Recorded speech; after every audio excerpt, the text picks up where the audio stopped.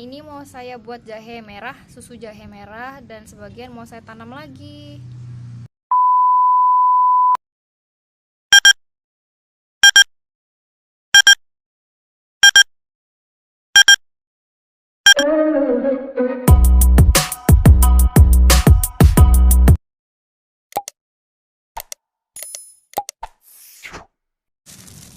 Hai, assalamualaikum warahmatullahi wabarakatuh. Ini dia jahe merah yang saya beli dari pasar. Saya beli seharga 15.000. Ini dapat seperempat, guys. Tuh. Kalau di mall jatuhnya bisa mahal banget. Kalau di supermarket harganya bisa lebih dari 15.000. Seperapat aja itu harganya bisa sampai 20.000 ya. Ini mau saya buat jahe merah, susu jahe merah, dan sebagian mau saya tanam lagi.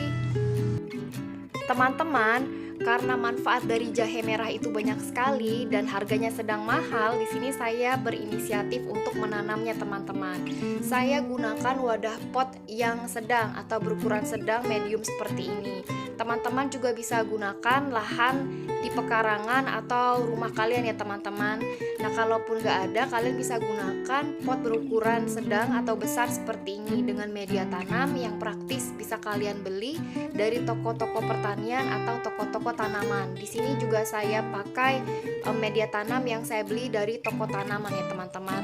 Harganya itu bervariasi mulai dari 10.000 hingga 15.000. Kalaupun ada yang lebih mahal, itu tergantung dari dimana tempat-tempat teman-teman berada ya. Jadi harganya bisa berbeda, teman-teman.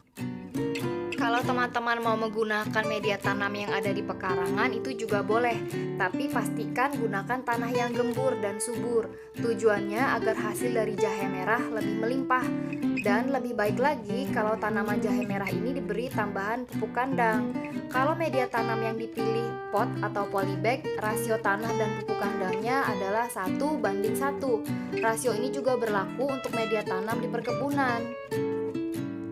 Tanah dengan pupuk kandang ini harus didiamkan selama 1 minggu. Tujuannya agar proses fermentasi alami terjadi dan tanah lebih siap dijadikan media tanam jahe merah. Lain halnya dengan media tanam yang praktis kita sudah beli ya, teman-teman.